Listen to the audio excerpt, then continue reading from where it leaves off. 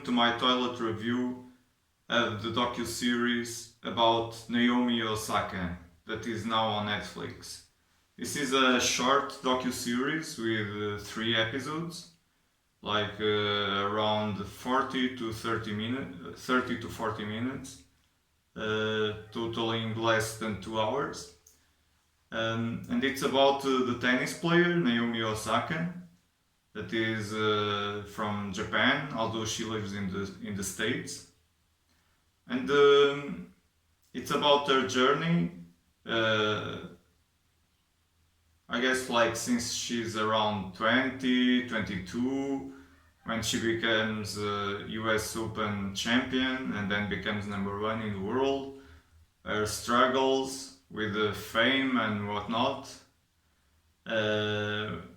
And what happened between I think it's 2018 until 2020, something like that. I don't think it includes anything from 2021.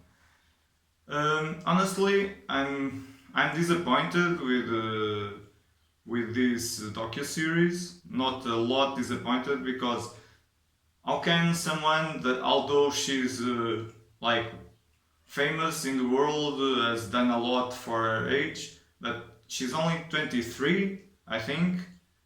How can you make a super interesting docu-series when you stick to almost everything already knows about her? If you have any interest in the person and you follow her on Instagram or whatever, I follow her for less than a year, I think, and 90% of what I saw, I already on the docu-series. Not the images, you know, but the feeling, the knowledge, the access we got from the newspaper or news websites, TV, and their Instagram feed.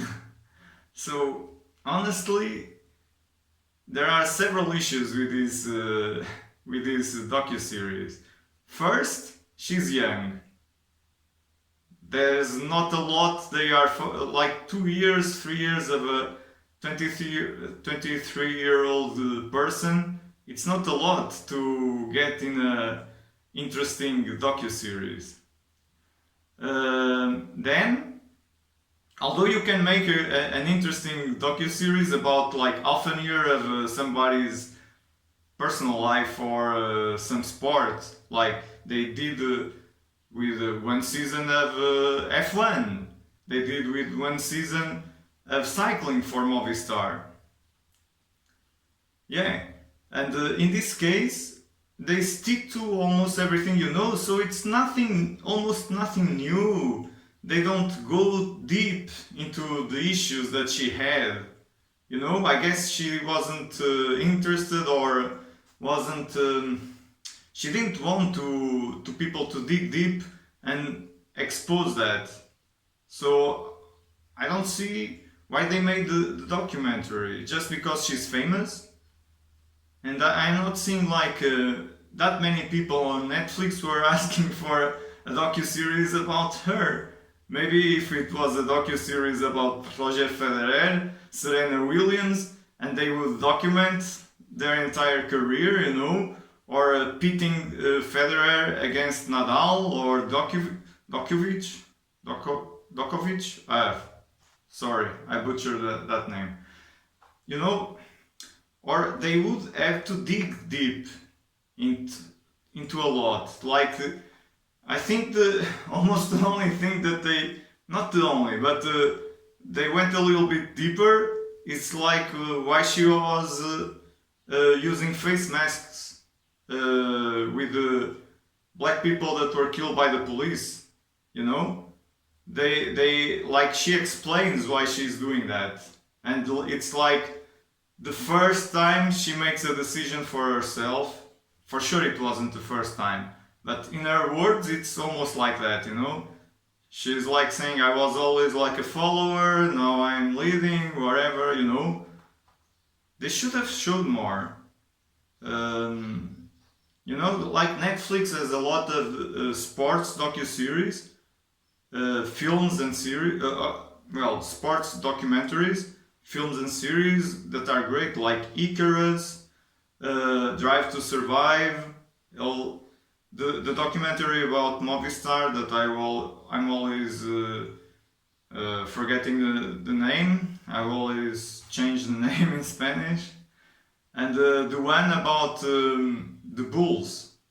And for instance, the one about the bulls, it's almost about just one season, but they fill in the gaps with historic things. They have a lot of new information coming from Michael Jordan and colleagues, you know? And I was expecting maybe a little bit of that.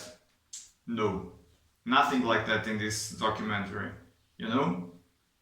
So, a real disappointment.